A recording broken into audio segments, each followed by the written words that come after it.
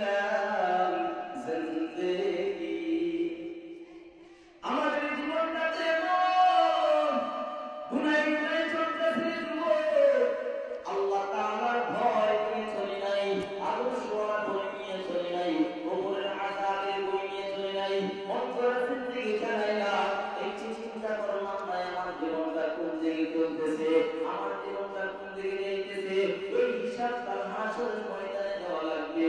কুল্লু নাফসিন যায়িকাতুল মাউত ওয়া ইন্নামা তুওয়াফাউনা উজুরাকুম ইয়াওমাল কিয়ামাহ।